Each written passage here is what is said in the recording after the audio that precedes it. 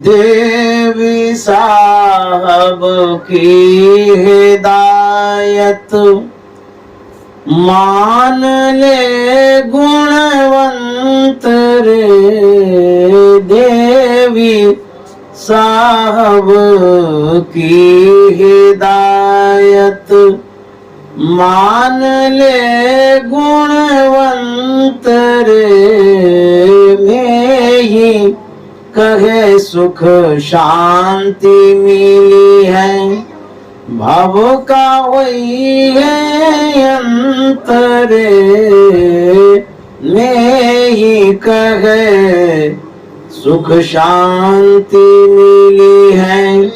श्री सद्गुरु महाराज की जय। परमाराध्य सद्गुरु महाराज गुरुदेव महर्षि संत सेवी परमहंस जी महाराज, आदरणीय गिरवर बाबू, उपस्थित सत्संग प्रेमी महान भाव माता एवं बहनों, आज हम लोग दुकान के उद्घाटन कार्यक्रम में सम्मिलित हुए हैं।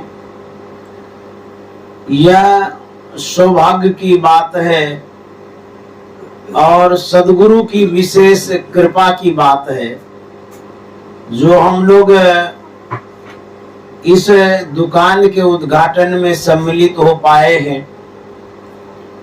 यह जो अवसर है यह गुरु महाराज की कृपा से प्राप्त हुआ है। हम लोग आदरणीय गिरवरबाबू की माँ को जानते हैं। उन्होंने जो सद्गुरु पर आस्था रखा, गुरु महाराज पर जो विश्वास रखा, उनकी भक्ति को जो आजीवन किया, उनकी तपस्या का भी यह फल है जो आज दुकान का उद्घाटन हो रहा है। माता जी बराबर सत्संग में कुप्पा घाट जाती थी और ध्यान भी करती थी। अपने परिजन के बीच में परमाराध्य सद्गुरु महाराज के विचारों को प्रसारित किया है। परिजनों को गुरु महाराज के वाणियों से सींचा है और उन वाणियों में ढाला है। माता जी की यह देन रही है। आज हमारे जो आदरणीय गिरवर बाबू हैं, इनमें जो संस्कार आया है भक्ति का, सत्संग का, सद्गुरु के समर्पण का, यह संस्कार उन माँ की देन है जो आज हमारे बीच स्थूल रूप में तो नहीं है लेकिन सूक्ष्म रूप से अवश्य हैं और वो अपने कर्मों के अनुरूप वो हम लोगों के बीच में उपस्थित हैं। जो उनकी देन है, उस देन के कारण वो माता जी हम लोगों के बीच में हैं। तो उन माता को भी मैं प्रणाम करता हूँ जिन्होंने इतना उत्तम संस्कार अपने बच्चों में डाला है और दिया है। जो हमारे अभिभावक होते हैं, पेरेंट्स होते हैं, गार्जियन होते हैं, जिस स्वभाव के होते हैं, जिस संस्कार के होते हैं, वह बच्चों में स्वाभाविक संस्कार भी आता है, बच्चों में वैसा विचार आता है, उस विचार के अनुरूप जीवन बनता है, ढलता है। तो आज जो इस दुकान को हम लोग देख रहे हैं, सूक्ष्म रूप से उन पुण्यात्मा का योग बल है, पुण्यात्मा का पुण्य प्रताप है। तो आज बड़ी खुशी हो रही है दुकान के उद्घाटन कार्यक्रम में सम्मिलित होकर के। आप लोग पुराने सत्संग प्रेमी हैं और सद्गुरु महाराज से जुड़े हुए भी हैं। संत मत के ज्ञान से अवगत भी हैं। तो मैं गुरु महाराज के विचारों को, संतमत के बातों को और रामचरितमानस में जो हम लोग पाठ सुन रहे थे उसके अनुरूप कुछ आपके सामने बात रखना चाहता हूं। हम लोग अभी रामचरितमानस से सुन रहे थे, मुद मंगलमय संत समाजो, जो जग जंगम तीर्थ राजो। मुद मन खुशी। मंगल का मतलब होता है हम अपने जीवन में जो अच्छा चाहते हैं उसको मंगल कहते हैं। विवाह में भी मांगलिक कार्यक्रम होता है, क्योंकि विवाह का कार्यक्रम अच्छे ढंग से संपन्न हो, इसीलिए मांगलिक कार्यक्रम करते हैं। मंगल के लिए अपने इष्ट से, देवी देवता से प्रार्थना भी करते हैं। तो हम लोग जो सत्संग कर रहे हैं, इस सत्संग के विषय में गोस्वामी जी कहते हैं खुशी और मंगल का ये मूल है। मूल माना जड़। आप खुशी चाहते हैं और मंगल चाहते हैं जीवन में, उसका जड़ सत्संग है। मुद मंगलमय संत समाजो, जो जग जंगम तीर्थ राजो। यह सत्संग कैसा है? यह सभी तीर्थों से श्रेष्ठ है। जितने तीर्थ हैं सभी तीर्थों से ये विशेष स्थान रखता है। हम जो भी यज्ञ करते हैं, पूजा करते हैं, पाठ करते हैं या धर्म ग्रंथों के द्वारा अनुष्ठान करते हैं, उन सभी यज्ञों और अनुष्ठानों में सबसे बढ़कर के सत्संग यज्ञ है। इसीलिए गुरु महाराज ने इसको चुना है, इसीलिए गुरु महाराज ने इसका चुनाव किया है, अपनाया है। आप जो कुछ यज्ञ करते हैं मंगल के लिए, यदि सत्संग करा लेते हैं, सभी मंगलों का मूल मिल जाता है। हमारे गिरवर बाबू ने जो ये सत्संग का आयोजन रखा है, समझदारी के साथ रखा, सोच करके रखा, सदगुरु के विचारों के अनुरूप रखा है। इसीलिए यह कार्यक्रम मंगल कार्यक्रम है और यहाँ पर शुभ होगा, मंगल होगा, समृद्धि होगी, अभिवृद्धि होगी, लक्ष्मी का निवास करेगा। क्योंकि संत सदगुरु को जो याद कर रहे हैं, इसीलिए मान लिए जाए यहाँ पर यदि प्रधानमंत्री आ जाएं तो जो प्रशासन भागलपुर का है वो सब के सब यहाँ उपस्थित हो जाएंगे। क्यों? विशेष व्यक्ति के आने से जो सिपाही है, दरोगा है, एसपी है, तो भी करेगा। ठीक उसी तरह से संत सदगुरु जो होते हैं वो कैसे होते हैं? सभी लक्ष्मियों को अपने कब्जे में रखते हैं। जो लक्ष्मी है संतान की चेरी है, चेरी मन सेविका, तो जो साथ रहती है वह लक्ष्मी है। तो संत को जब आप याद करते हैं, सत्संग करते हैं, तो लक्ष्मी दूर रहेगी। इसीलिए यहाँ लक्ष्मी भी आती है और रहेगी भी।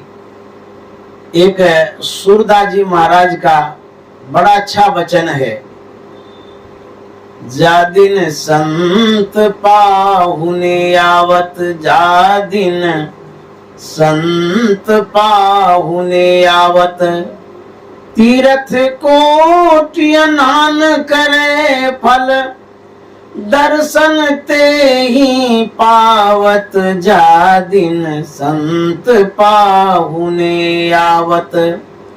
जहां संत महात्मा आते हैं उसका महत्व कितना है, प्रभाव कितना है, विशेषता कितनी है। कहते हैं तीर्थ कोटि स्नान करे फल, करोड़ों तीर्थों में आप स्नान करने जाते हैं, करोड़ों तीर्थों का फल एक क्षण संत के दर्शन से मिल जाता है, इतना महत्व है। तीर्थ कोटि नान करे फल दर्शन ते ही पावत, जादि संत पाहुन आवत। संत को पाहुन कहते हैं, विशेष अतिथि संत होते हैं।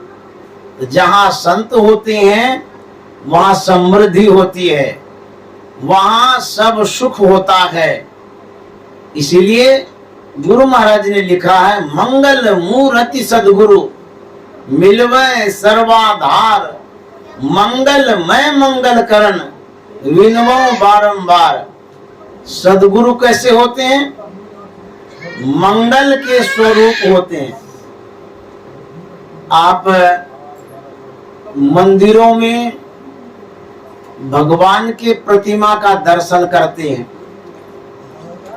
यदि आप साक्षात मंगल का दर्शन करना चाहते हैं तो मंगल का रूप जो है सदगुरु, सदगुरु का दर्शन होता है, आपके जीवन में मंगल ही मंगल होता है। और हम लोग कोई भी विशेष आयोजन करते हैं, यज्ञ करते हैं या उद्घाटन करते हैं या विवाह का कोई कार्यक्रम करते हैं, हम पोथी पुराणों से एक लगन मुहूर्त अवसर ढूंढते हैं, खोजते हैं कि किस लगन में दुकान का उद्घाटन करेंगे जो शुभ होगा, किस मुहूर्त में घर का उद्घाटन करेंगे जो शुभ होगा, किस लगन में विवाह करेंगे जो शुभ होगा, ऐसा ढूंढते हैं।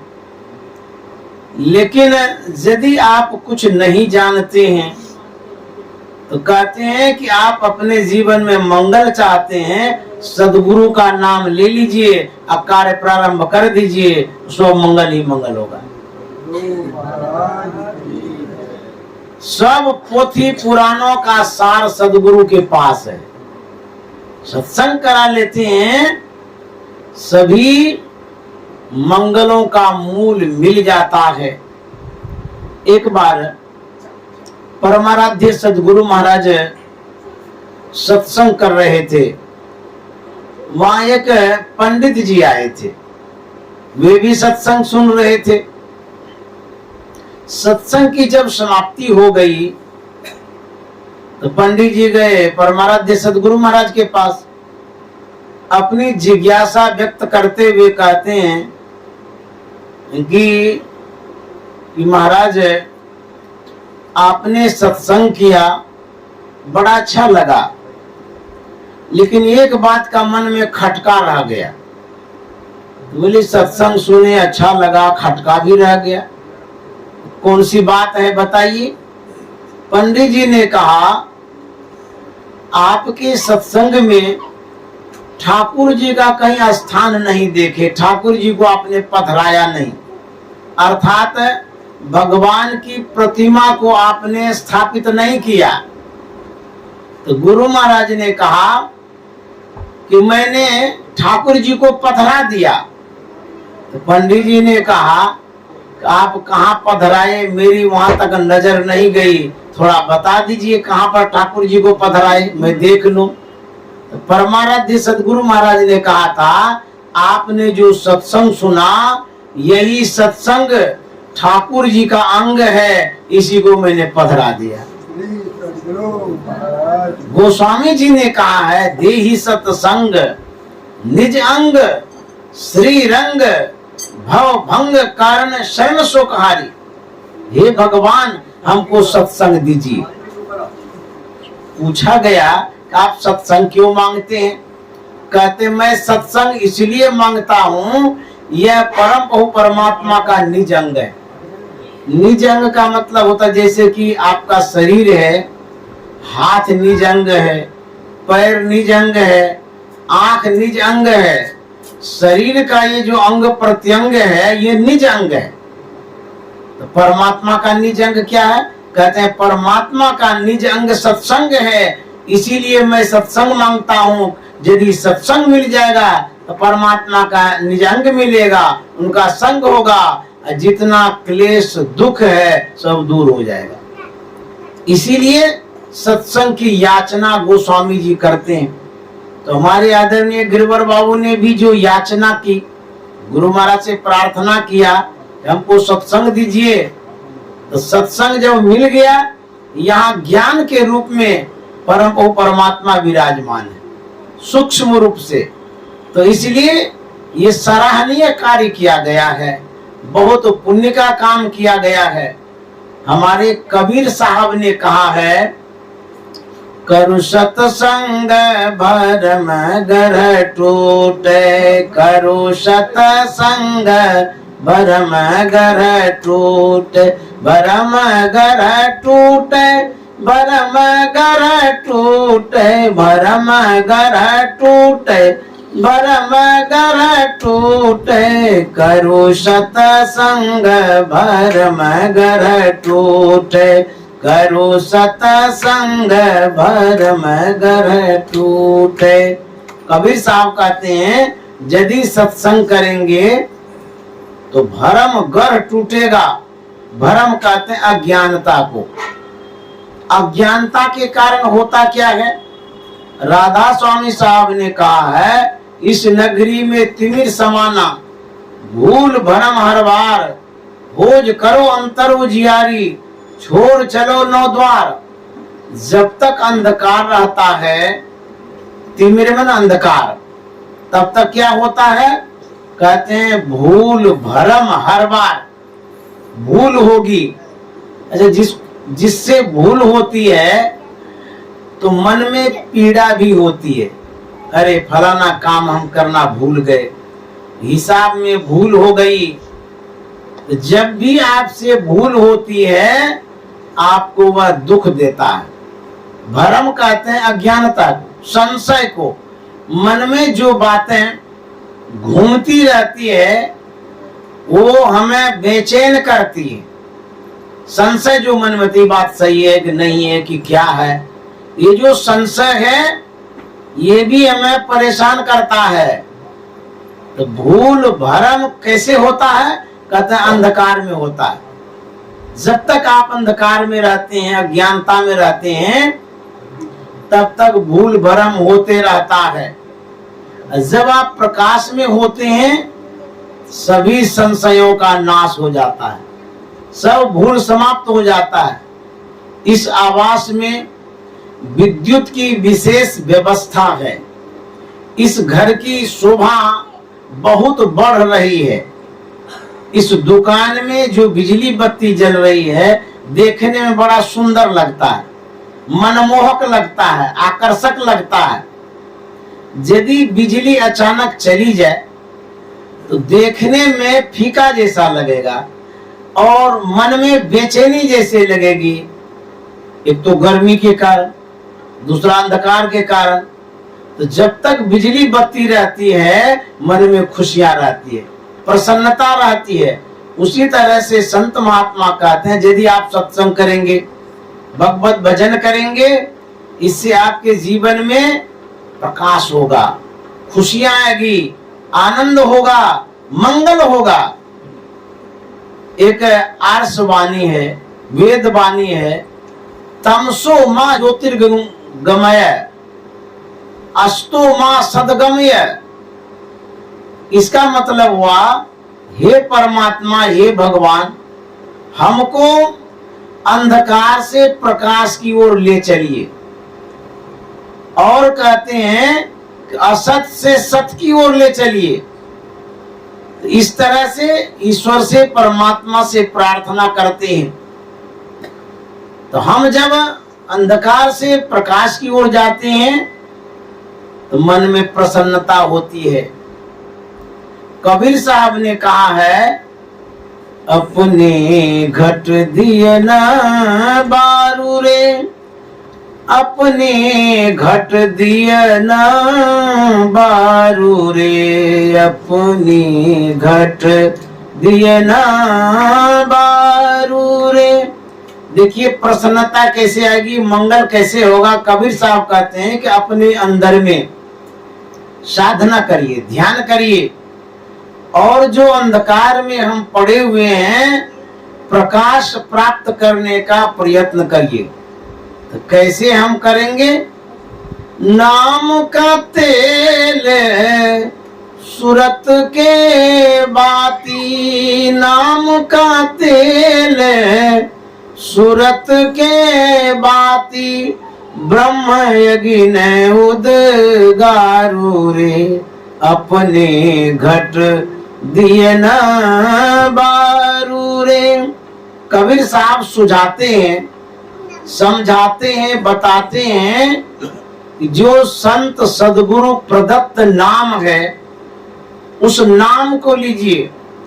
यह नाम क्या है? कहते यही नाम तेल है। हमारे शरीर में उजाला होगा तो नाम रूपी तेल डालना होगा। कहते हैं कि नाम का तेल सूरत की बाती, अपना जो ख्याल है, जो बहिर्मुखी ख्याल है, विषय विमुख ख्याल है, संसार में जो ख्याल चला जाता है, कहते हैं वो मोटी ख्याल है, पसरी हुई ख्याल है। और उन ख्यालों को कहते हैं समेटिए।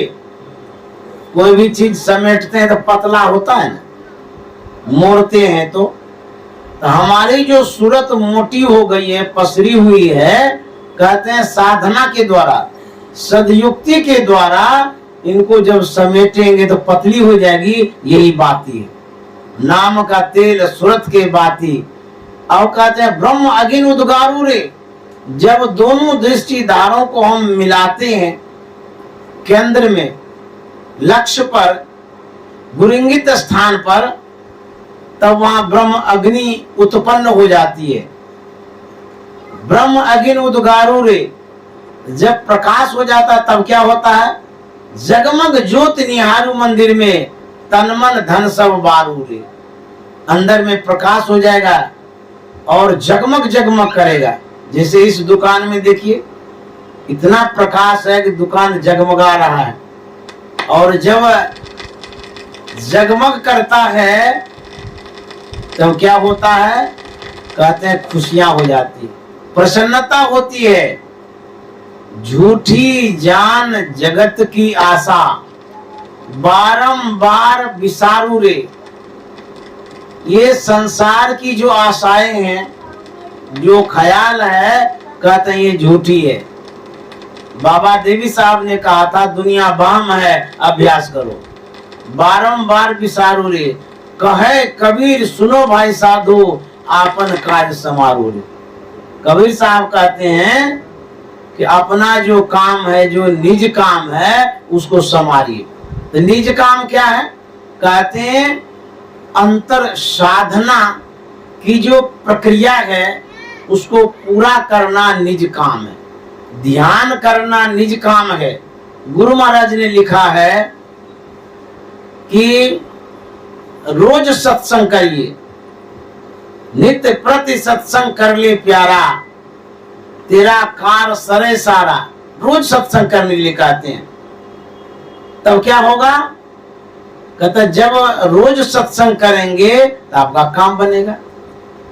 सारा कार्य जो कहा गया है उसमें A to Z है, लौकिक काम भी, पारलौकिक काम भी। जो सद्भावना से आपकी इच्छा होती है कि ये होना चाहिए, तो कहते हैं सत्संग और ध्यान करिए, वो हो जाएगा। तेरा कार सरे सारा। अब गुरु महाराज कहते हैं सार कार्य का निर्णय करके धर चेतन धारा। सार काम क्या है? चेतन धारा। अंतर में जो ज्योति है, जो प्रकाश है, जो धाराएं हैं, उनको जब धरेंगे कहते ये सार काम है। कहाँ धरेंगे? गुरु महाराज कहते हैं पिंड के पारा, दसम द्वारे का। हमारे शरीर में जो पिंड और ब्रह्मांड है, दो पार्ट है। जब हम ध्यान करते हैं, हम अपनी वृत्ति को ब्रह्मांड की ओर ले जाते हैं, आज्ञा चक्र में ले जाते हैं, उसको 10वां द्वार भी कहते हैं। वहां पर जब हम अपनी वृत्ति को ले जाते हैं, ख्यालों को ले जाते हैं, तो कहते हैं चेतन धारा वहीं पर धरा जाता है, पकड़ा जाता है। यही पकड़ना, यही काम करना निज काम है, अपना काम है। तो संत महात्मा कहते हैं जो भौतिक जीवन है, जो कारोबार है उसको भी करिए, जो आध्यात्मिक जीवन है उसके लिए भी प्रयास करिए। इसके लिए अपने समयों को निर्धारित कर लीजिए, बांट लीजिए कि किस किस समय हमको ध्यान करना है, किस समय घर के रोजगार काम को करना है।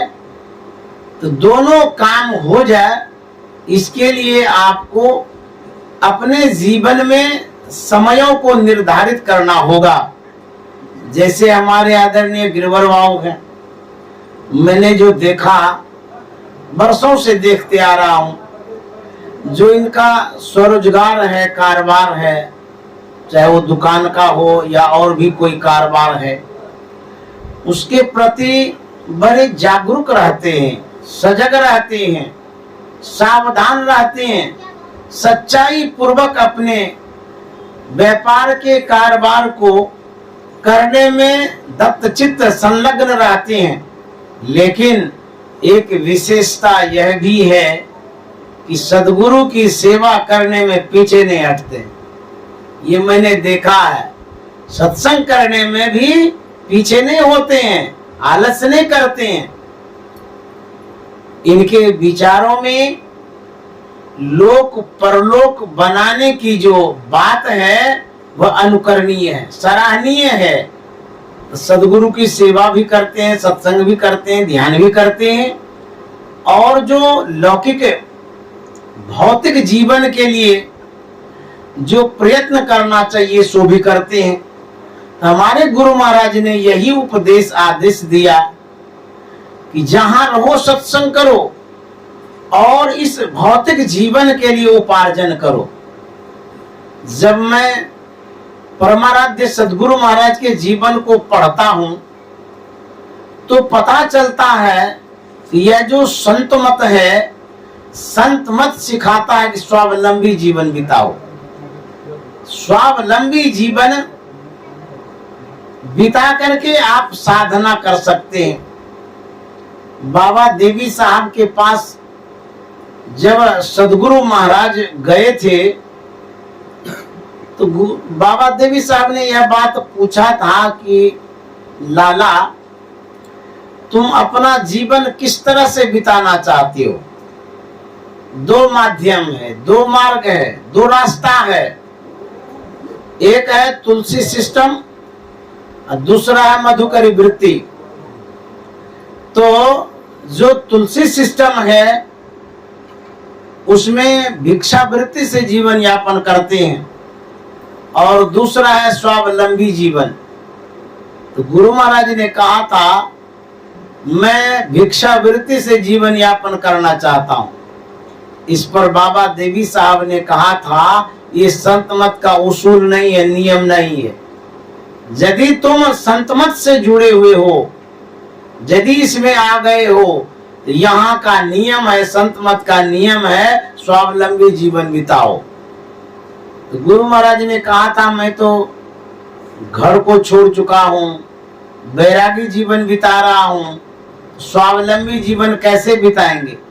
तो बाबा देवी साहब ने कहा था कि कुछ रोजगार करो, कुछ काम करो, और उससे जो उपार्जन होता है अपना भरण पोषण करो, उसके बाद भजन करो।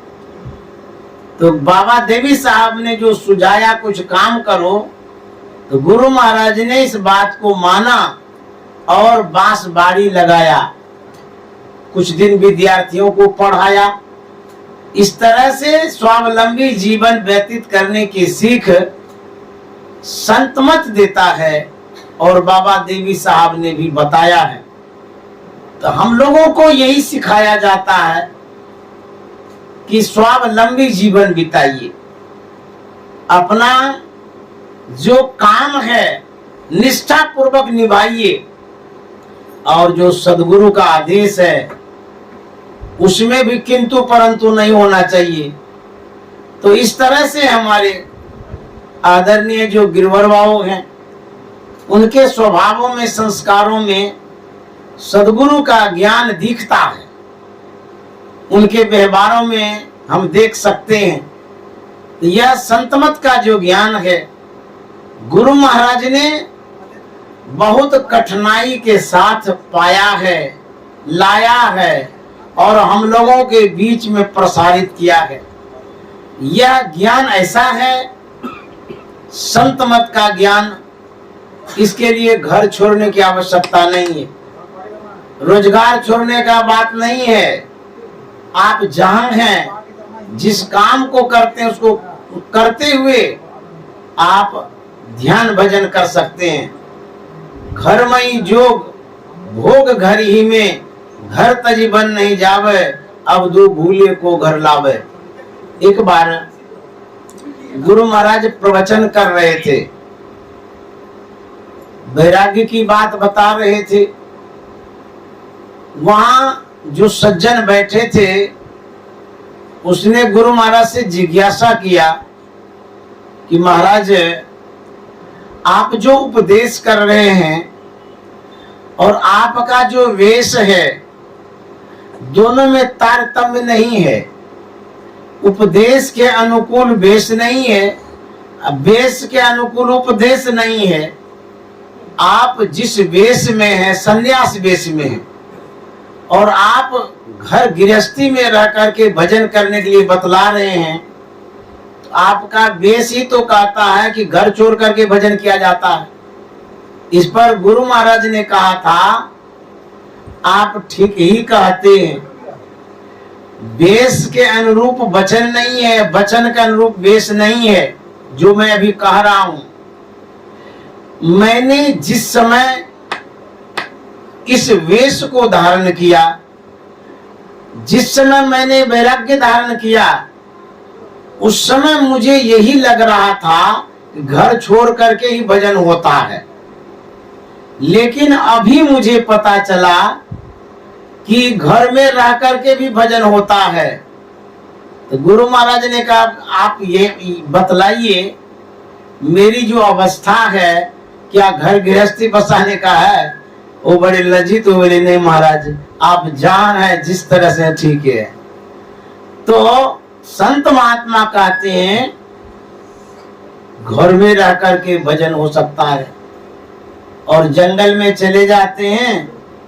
यदि आपका मन संतुलित नहीं है, मन यदि चंचल है, मन यदि विषयासक्त है, तो जंगल में भी आप भजन नहीं कर सकते, वहां से आप भाग जाइएगा।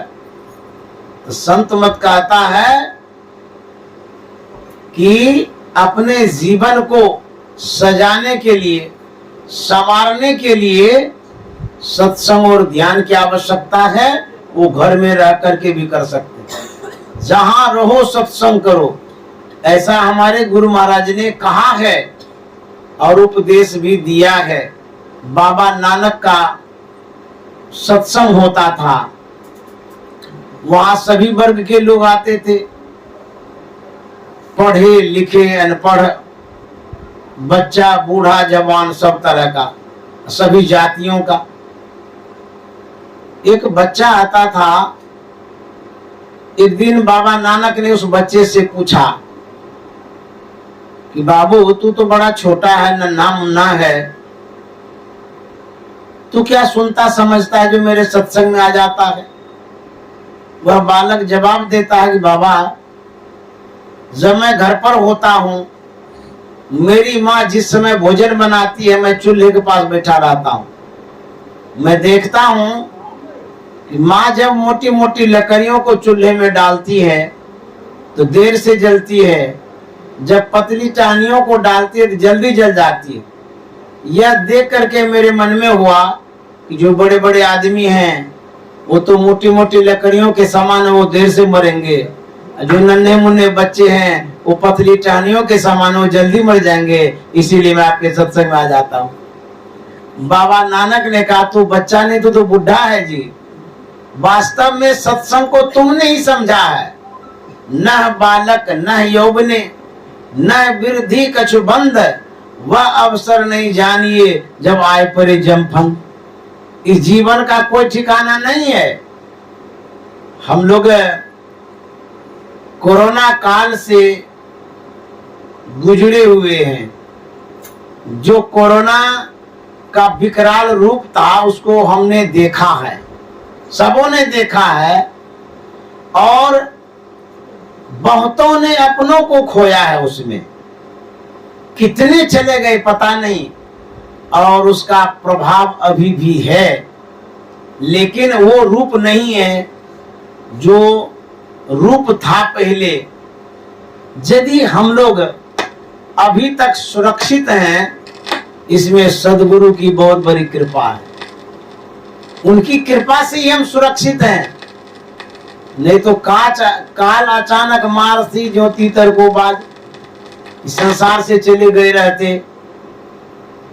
हमारे गुरु महाराज ने उपदेश दिया है, आदेश दिया है और कहा है, मास आसीन जगत बासीन चेत चित मिलाइए, जीवनो थोड़ो यह क्यों जगत में गफिलाइए, जीवनो थोड़ो है क्यों जगत में गफिलाइए, ना भयो जग काहू को कितनों को अपनों कियो, करी जतन जो याही त्याग्यो, शांति सुख सोई लियो। गुरु महाराज कहते हैं, ऐ संसार के लोगों, इस संसार में जो गफलत में पड़े हुए हैं, यह संसार किसी का नहीं हुआ है। और यदि सुख चाहते हैं, शांति चाहते हैं, करी जतन जो या ही त्यागियो, जिसने प्रयत्न पूर्वक परित्याग किया है संसार को, विषयों को, संसार की आसक्ति को, कहते हैं वही सुख शांति लिया। तो गुरु महाराज कहते हैं, ना भयो जग का हुको कितनों को अपनों कियो, जिसने भी संसार को अपना बनाया है लेकिन साथ नहीं गया। किसी के साथ गया है? नहीं गया है, न जाएगा। तो संत महात्मा कहते हैं, जो ध्यान करते हैं, सत्संग करते हैं, यही संस्कार आपके साथ जाएगा। अन्यथा धनानि भूमो पशुभो युगोष्ठे नारी गृह द्वारानि सखा श्मशाने धर्मानुगो गच्छति जीव एक। धन धरा पर धरे रह जाता, हम यहाँ से चले जाते हैं। पशु पशुशाला में बंधे रह जाता, हम यहाँ से चले जाते हैं। नारी बेचारी घर से बाहर करके रह जाती है, हम यहाँ से चले जाते हैं। जाता क्या है? कहते हैं धर्मानुगो गच्छति जीव एक। जीव के साथ धर्म और अधर्म, यही दो कर्म जाता है, और कुछ साथ नहीं जाता है। धर्म करते हैं वो जाता है, अपकर्म करते हैं वो भी जाता है, क्योंकि ये दोनों संस्कार है। यदि आप अपकर्म अनर्थ अन्याय करके जाएंगे, दुखालय में जाएंगे, कष्ट में जाएंगे, नरक में जाएंगे, अन्यत्र योनियों में चले जाएंगे। यदि आप सत्संग ध्यान पुण्य करके जाएंगे, कहते हैं मनुष्य का शरीर मिलेगा और सुखमय जीवन होगा। इसलिए संत महात्मा कहते हैं आपको सत्संग और ध्यान करना चाहिए। गुरु महाराज अंतिम समय में कह गए, सुकृत कर ले, नाम सुमर ले, खो जाने कल की, जगत में खबर नहीं पल की। इस पल का कोई ठिकाना नहीं है, इसीलिए शुभ कर्मों को कर लीजिए। जो शुभ कर्म कर लीजिएगा, यही शुभ कर्म आपका सहयोगी बनेगा, साथी बनेगा, और यही शुभ कर्म संबल भी होगा। जो हम शरीर छोड़ेंगे, हमारी जो गतियां होगी, जीव की गति, आत्मा की गति, वो इसी शुभ कर्म पर डिपेंड करता है। निर्भर करता है कि हम कितने अच्छे कर्मों को कर रहे हैं, उसी कर्म के अनुरूप आपको स्थान भी मिलेगा। जैसे किसी के पास करोड़ों रुपया है, यदि वो दिल्ली चला जाएगा, बढ़िया होटल में रहेगा, सुख सुविधा में रहेगा। यदि आपके पास कोई पैसा नहीं है, आपको कष्ट होगा, दिक्कत होगा। संत महात्मा कहते हैं सत्संग रूपी संस्कार लेके जाइएगा तो आपको सम्मान मिलेगा, सदगति होगी, सुख भी मिलेगा। इसलिए संत महात्मा कहते हैं सत्संग रोज करना चाहिए। हम कबीर साहब के वाणी को पढ़े होंगे, सुने होंगे। कबीर साहब ने कहा है कि राम बुलावा भेजिया, दिया कबीरा रोय, जो सुख साधु संग में सो बैकुंठ न हो। कबीर साहब के पास बैकुंठ लोक से विमान आया। पार्षद ने प्रार्थना किया कि महाराज आप सो सम्मान बैकुंठ लोक चलिए, विष्णु भगवान ने आपके लिए विमान भेजा है। तो कबीर साहब का तो हम नहीं जाएंगे। अब देखिए, कोई भी व्यक्ति सोचेंगे बैकुंठ लोक का विमान, उस विमान का अपमान, उपेक्षा कर दिए। ऐसा क्यों? एक बच्चा है आपके पास, उसको आप खिलौना दे रहे हैं, वह बच्चा मना करता, बोलता नहीं नहीं ये खिलौना हम नहीं लेंगे। मना क्यों करता है? मना वो तब करता है जब उसको ये पता है इस खिलौना से भी विशेष खिलौना होता है। जिस बच्चे को पता ही नहीं है वो तो झट से ले लेगा, खेलने लगेगा। ठीक उसी तरह से कबीर साहब बैकुंठ लोक नहीं जाना चाहते हैं, इसका मतलब है बैकुंठ लोक से विशेष लोक का पता है, तभी तो मना करते हैं। पार्षद प्रार्थना करता है, कबीर साहब रोने लगे और कहते हैं कि राम बुलावा भेजिया, दिया कबीरा रो, जो सुख साधु संग में सो बैकुंठ न हो। जो सुख साधु संग में होता है वह बैकुंठ में नहीं है, इसीलिए मैं वहां नहीं जाऊंगा। यहाँ जो सुख मिलता है वह बैकुंठ लोक भी में नहीं मिलता है।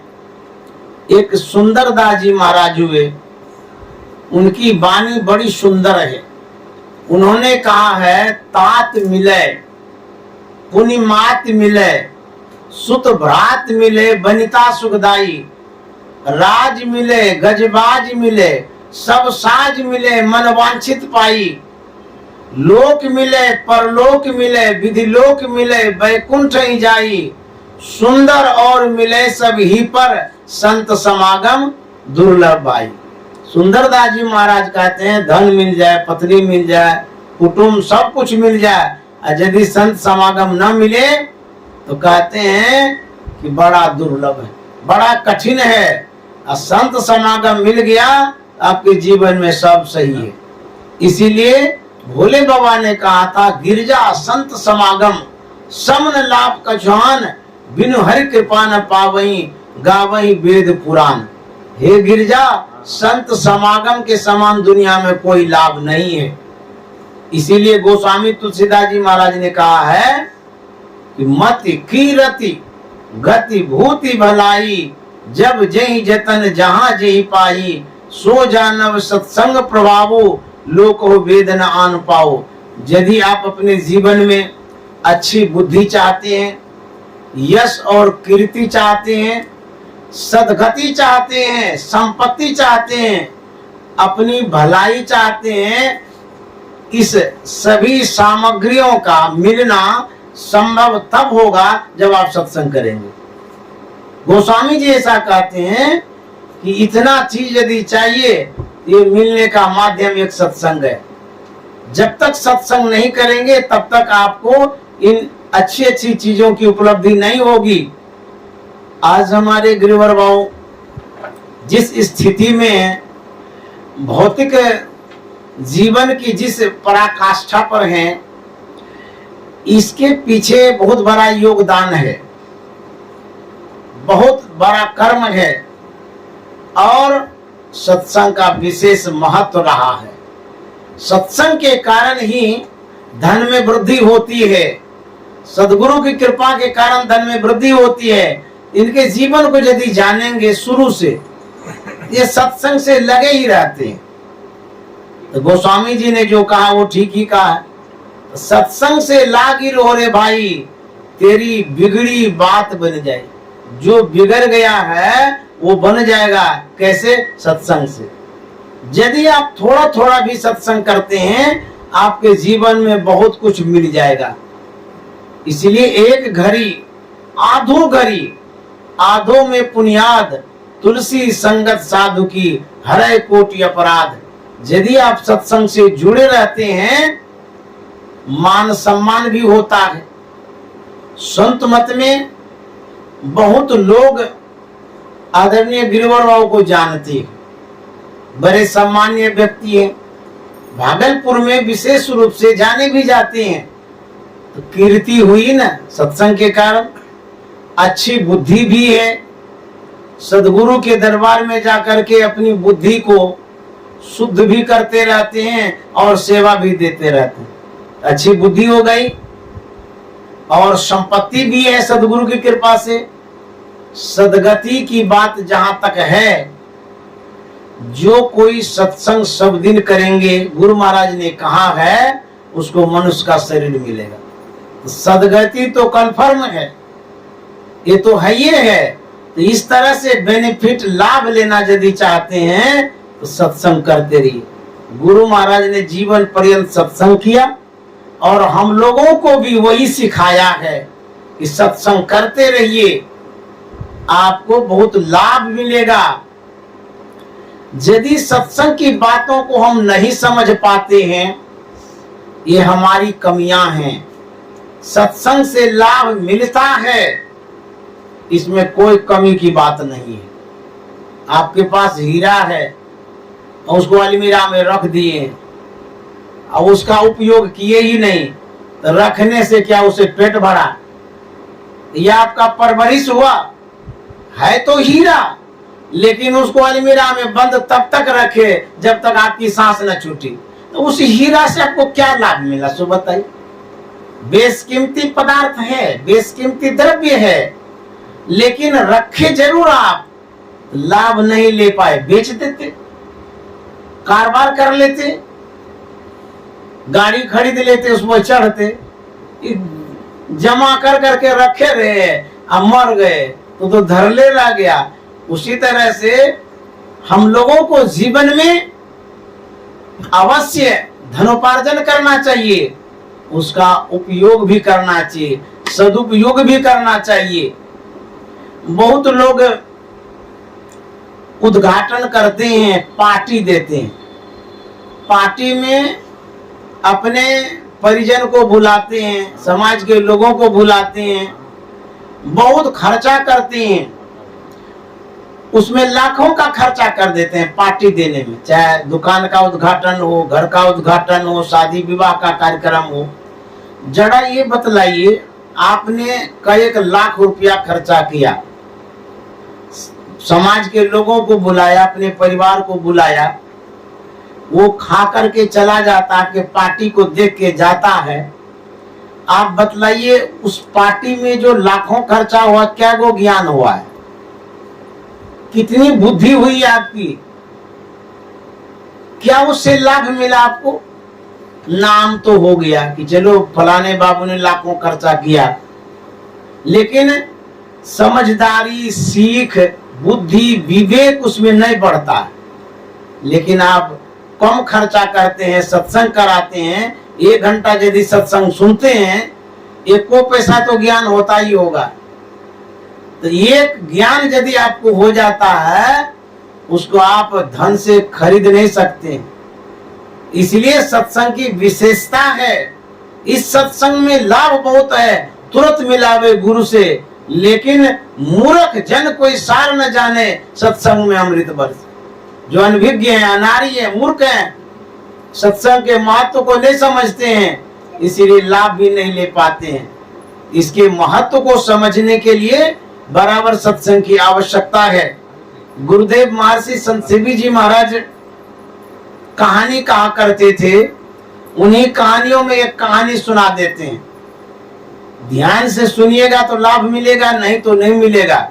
बड़ी अच्छी कहानी है, प्रेरणादायक है, सीखने लायक है। कहानी इस प्रकार है, एक दुकानदार था, बूढ़ा हो गया दुकान चलाते चलाते। उनके मन में होता है कि अब तो हम संसार छोड़ देंगे, अब दुकानदारी जो हमारा लड़का है उसके जिम्मे दे देते हैं, वो चलाते रहेगा, अपना कारोबार करते रहेगा।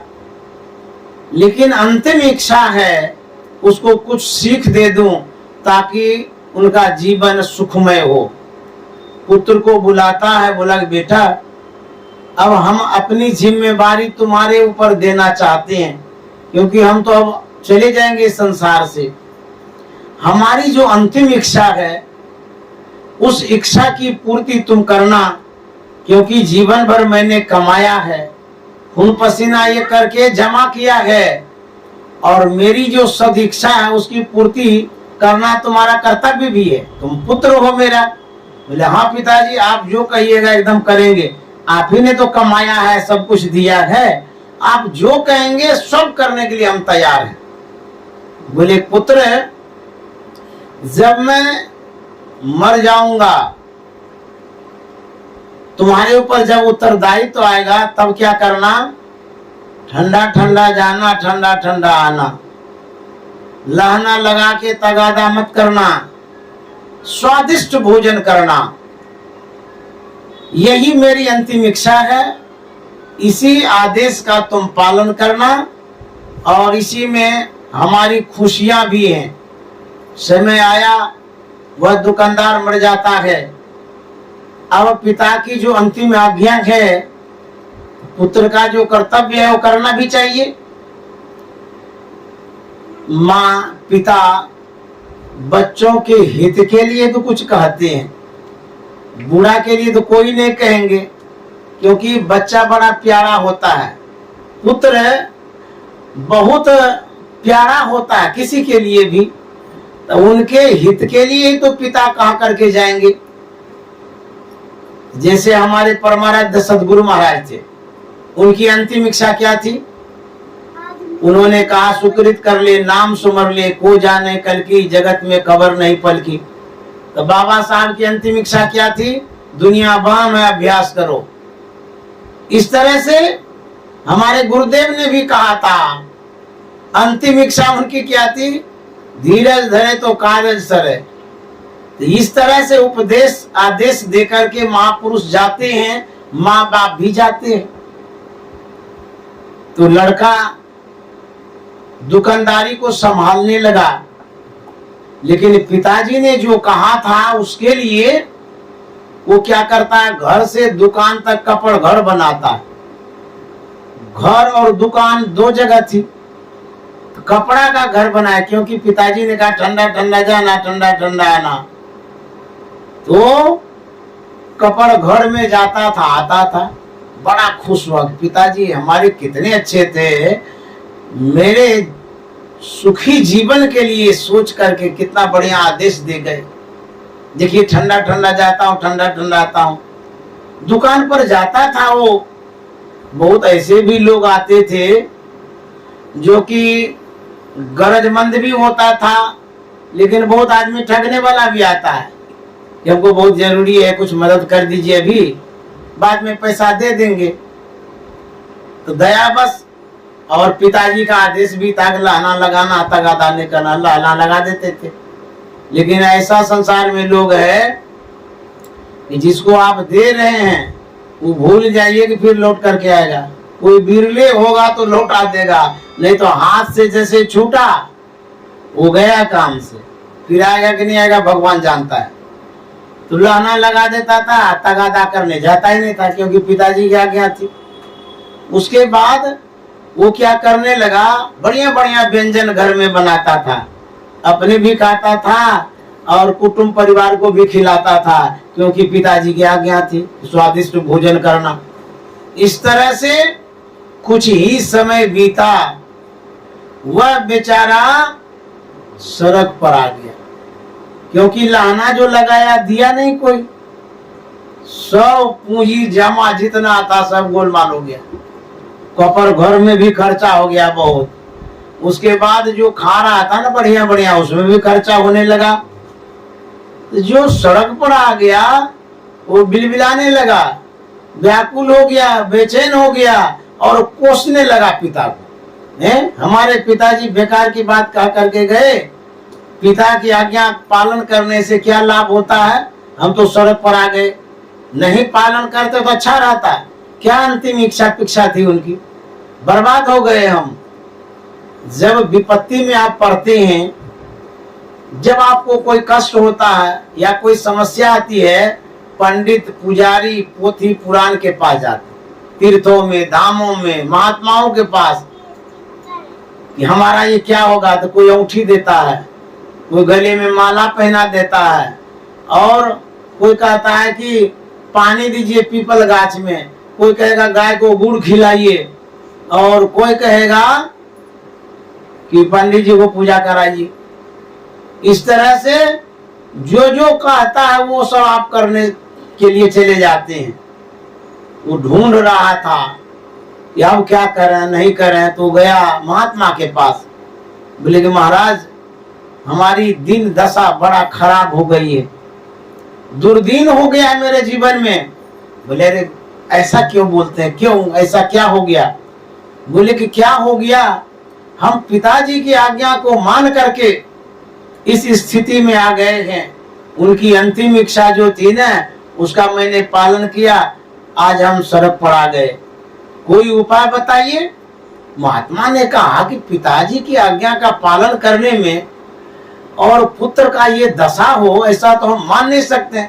बोले आप क्या मानिएगा, हम अपना अनुभव वाला बात कहते हैं, हमारे जीवन में जो बीत रहा है वही बता रहे हैं, मैंने माना है तब मैं सड़क पर आया।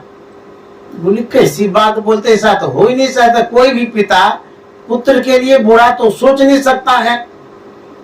बोले ऐसा हुआ है मेरे साथ। महात्मा ने कहा अच्छा ये बतलाओ तुम्हारे पिताजी की अंतिम इच्छा क्या थी, क्या आज्ञा दे दिया उन्होंने, कैसे कैसे क्या हुआ? तो